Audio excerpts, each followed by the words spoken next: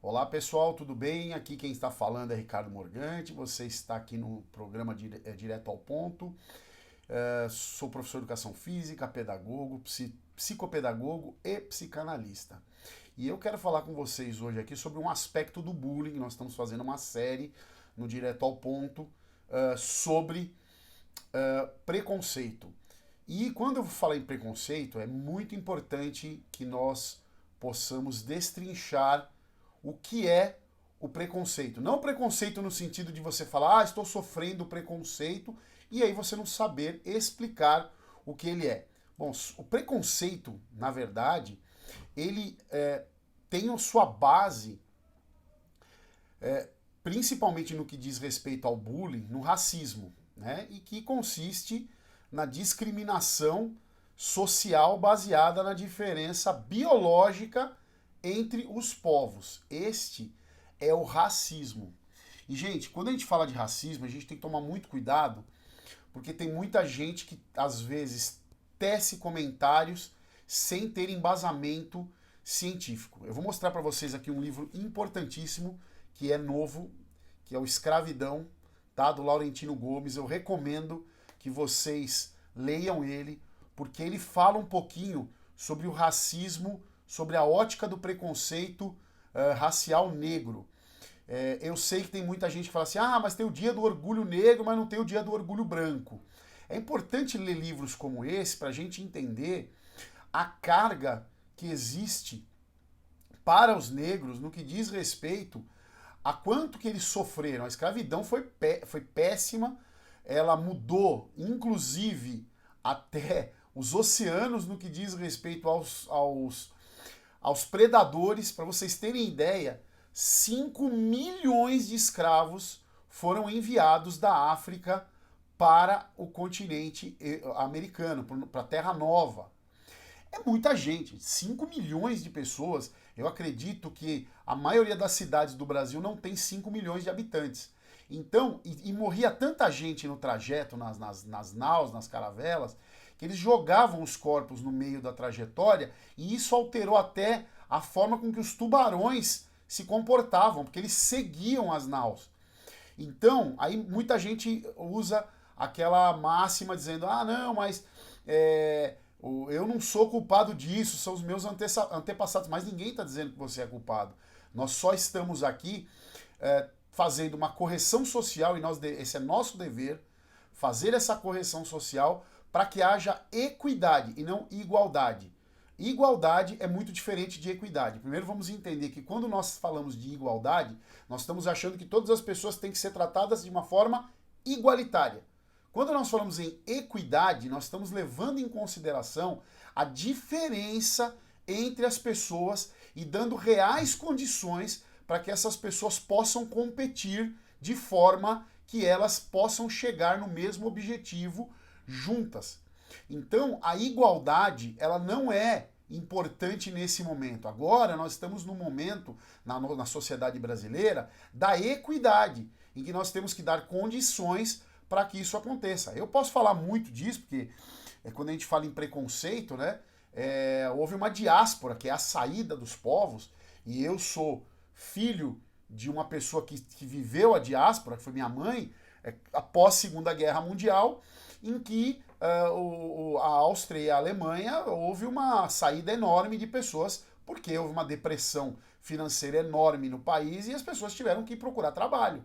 Minha mãe veio aqui, mas não se compara ao que era a escravidão, onde era cerceado tudo, sofrimento, falta de comida e etc. Mas é muito importante, eu recomendo também um documentário que vocês assistam que se chama Blue Eyed, que quer dizer olhos azuis. Esse documentário é muito antigo, ele tem no YouTube, ele fala de uma professora que ela faz uma dinâmica nos Estados Unidos incrível, é um dos documentários mais fortes que eu já assisti, aonde o que ela faz? Ela pega pessoas de olhos azuis, ela usa o preconceito, né, e na verdade o racismo, porque ela pega uma característica biológica das pessoas e ela faz isso com crianças e com adultos, e ela coloca uma gargantilha de pano em todo mundo que tem olhos azuis e ela coloca essas pessoas durante 1h30 num seminário, elas sentadas, e as outras pessoas que têm olhos castanhos, elas ficam nas cadeiras. E aí ela começa a mostrar, claro, falando mentiras, mas naquele momento faz sentido, que pessoas de olhos azuis são menos inteligentes, que pessoas de olhos azuis têm dificuldade de decorar. Ela faz uma dinâmica antes com o pessoal de olhos castanhos, onde as pessoas fazem um questionário e elas já decoram as respostas. Então, quando todo mundo faz o questionário juntos, o pessoal de olhos azuis fica muito pior, e aí ela começa a chamá-los de burros, de pessoas de segunda classe. E depois, no final, ela mostra, depois dessa 1h30, o quanto que isso afetou essas pessoas de olhos azuis no que diz respeito ao racismo. E as pessoas começam a chorar e começam a entender que imagine um povo que sofre isso diariamente, e não só por 1h30.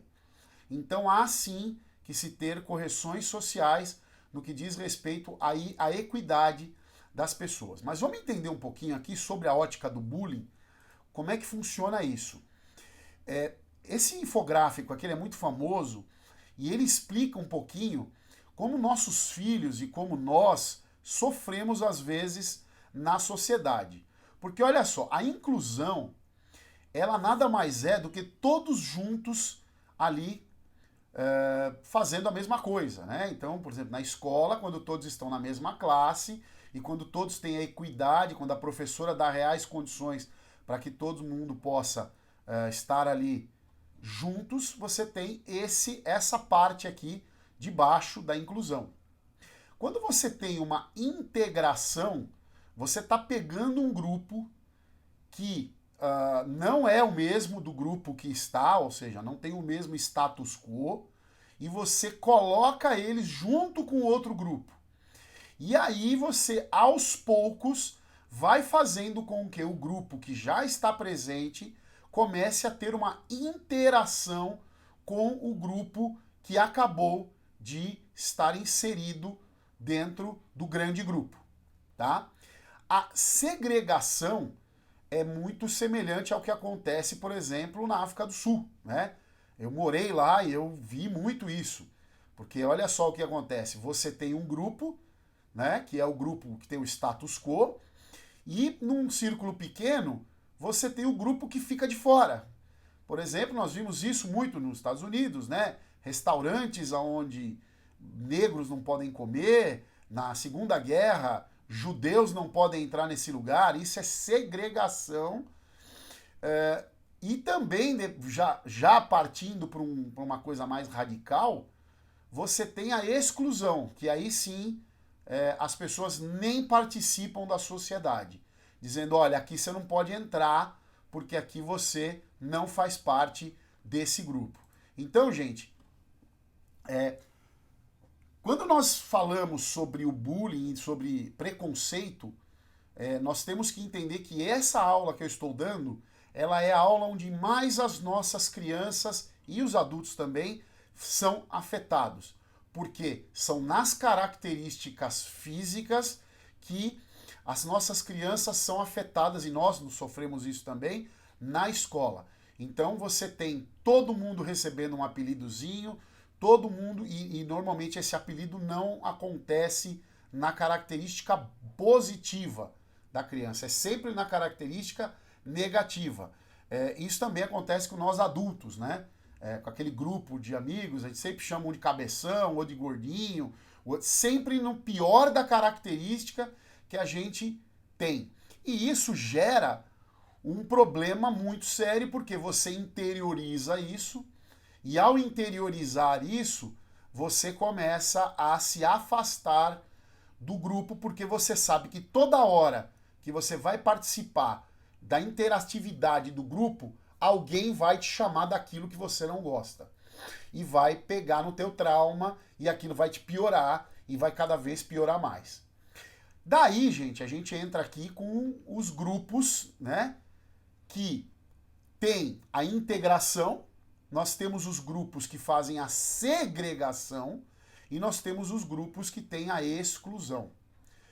Como que isso acontece?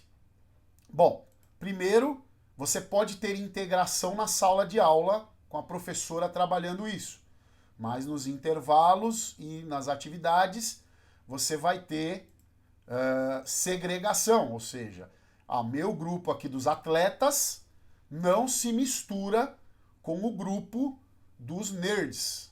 A gente não quer que os nerds participem do nosso grupo, é uma segregação. Olha, o grupo das patricinhas, das meninas inteligentes, não quer que as meninas feias participem do nosso grupo. É uma segregação.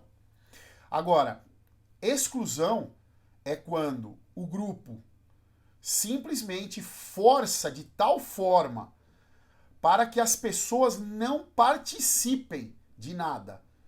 Então, por exemplo, nós temos casos de exclusão em escola, onde escolas não aceitam, por exemplo, portadores de deficiência. Nós temos exclusões aonde a escola não quer mais com que a criança participe das atividades. Isso já entra no limiar da exclusão. Então, o bullying ele começa quando você tem a integração e no meio da integração o grupo passa a segregar a criança. E ela não conta isso para os pais, ela não conta isso na escola e ela sofre com isso. E daí, gente, isso gera o que existe um psicólogo, né, William Reich, que ele também fala sobre as couraças, né? A criança vai passando para o corpo físico, aquilo ela vai criando couraças físicas, então ela começa a ter escoliose, os ombros vão para frente, ela começa a enrijecer partes musculares do seu corpo, porque a tensão de passar meio dia ou o dia inteiro dentro da escola vai gerando esse tipo de modificação física na própria criança. Então isso é um sinal de que você pode enxergar que há traumas na criança conforme você vai vendo fisicamente as mudanças no seu filho. Bom, como é que a gente luta contra isso, né? A gente luta contra isso buscando sempre a inclusão, né? Que é o primeiro círculo lá de baixo, né? E como é que a gente faz isso? A gente tem que sempre abrir o diálogo como pais, entender de qual grupo nossos filhos fazem parte dentro da escola, porque veja, fazer parte de grupos é natural. Isso sempre acontecerá porque faz parte até mesmo de uma característica humana de se agrupar de acordo com aquilo que você tenha de tendência, né? De vontade, de tendência. As crianças que são mais estudiosas, elas acabam ficando juntas, os mais atléticos ficam juntos, os que gostam mais de tecnologia ficam juntos, e não há problema nenhum com relação a isso. O problema é quando o próprio grupo do qual a criança ela vive não quer mais e começa a gerar a exclusão da criança do grupo. E como detectar isso? Primeiro, num contato direto com a escola, falando com a coordenação da escola e sabendo o que está acontecendo. Segundo, é como você começa a detectar no seu filho sintomas e sinais de que algo errado vem acontecendo. Primeiro, a criança ou come demais ou não tem vontade de comer. Segundo, a criança começa a fechar no seu próprio mundo. Você não vê ela interagindo com ninguém, você não vê ela conversando com ninguém, ela só procura o videogame, ela só procura assistir séries, você não vê ela com relacionamento nenhum no WhatsApp de amizade, ela não tem. Isso já é o ponto, a ponta do iceberg que a exclusão aconteceu, a segregação já está e a exclusão aconteceu e a criança simplesmente vai para a escola, ela não interage, ela simplesmente tem contato com os professores e a matéria. E óbvio que nós, como pais, devemos criar aquele grupo, né? E aí mostrando aqui de novo a inclusão dos nós. Eu sempre bato dessa tecla, que a inclusão deve ser feita primeiro em casa. A criança deve se sentir incluída do seu seio, da sua relação, junto com os pais, junto com os tios, junto com os avós. Ela tem que estar ali, porque é dali que ela vai falar, ela vai desembuchar, ela vai falar, olha, tô sentindo isso, não tá legal na escola, eu quero mudar de escola. E aí, a direção da escola, sabendo disso, obviamente que nós iremos ter um trabalho de inclusão dentro da escola, né? Fazendo com que essa criança tente, o professor especialmente, o psicólogo da escola, o psicopedagogo, coordenação da escola, em conjunto, tentar realocar essa criança num outro grupo ou fazer atividades para que essa criança se reconheça dentro de um grupo da sua turma, tá certo? Agora, quando a gente fala de racismo no que diz respeito a raças, é óbvio que o seio disso é a casa da criança. Quando a criança, quando a família ela é contra o gênero e quando a família ela é contra determinada religião, a criança obviamente vai também ser dessa forma. Eu acho que todos nós como pais, nós temos que entender que você pode ser contra qualquer coisa, mas o seu filho, ele deve aprender a respeitar, seja o que for, na escola, porque ali as diferenças vão acontecer e você pode ter a sua opinião, você pode ter a opinião que a escola não ensine gênero, né? As diferenças de gênero, você pode querer que isso não aconteça, e isso é um direito de qualquer um como pai, né? Mas você não pode fazer com que seu filho não reconheça que aquilo não está acontecendo na escola. Com isso, você vai evitar o bullying. Olha, você vai dizer para teu filho que gays não existem na escola. Olha, filho, não chegue perto de gays porque gays fazem mal. Negros não são boas pessoas. Aí a coisa já começa no seio familiar. Quando nós promovemos o respeito perante as raças, perante os credos e perante tudo, você pode ser contra coisas, mas ser contra não quer dizer não respeitar. Há uma diferença muito grande nisso e a sociedade brasileira ainda precisa aprender muito com relação a isso, que você pode levantar bandeiras contra o que você quiser, o que você não pode é dizer, você pode até ir contra, por exemplo, políticas de gênero, você pode ir contra grupos de gênero, mas você não pode dizer que na escola, uma turma de terceiro ano tem ali um ativista gay que está ali. Lógico que não há um ativismo. A pessoa ela é gay e nós temos que respeitá-lo como tal, assim como negros, como indianos, como qualquer raça que ali esteja e também como qualquer religião. Então, gente, mais uma vez aí nós já estamos no grupo de séries falando sobre bullying e entender que o bullying é gerado pelas próprias crianças. E essas crianças, elas aprendem com as próprias famílias. E se você ensina errado, automaticamente a criança aprende errado. Existe uma falácia hoje que se fala no mundo das escolas que diz o seguinte, que educação em casa, a escola só passa o conteúdo. Isso é mentira. A educação ela é feita em casa e na escola. E o conteúdo também é em casa e o reforço desse conteúdo tem que acontecer na escola. Desculpe, o conteúdo é na escola e o reforço desse conteúdo deve ser feito em casa. Se a família não for uma continuidade da escola, jamais nós teremos uma melhor sociedade, mais forte, com pessoas respeitando as raças, os credos e principalmente respeitando ao próximo. Tá joia? Então, gente, tá lançado aí a interação que nós temos que ter com nossos filhos, entender que o bullying é algo sério e que pode levar a criança até o suicídio e entender que o diferente não é ruim. O diferente deve ser respeitado. E se a partir do momento que nós respeitamos as diferenças, nós também fazemos com que os outros nos aceitem. Tá joia? Um abraço, pessoal, e até mais.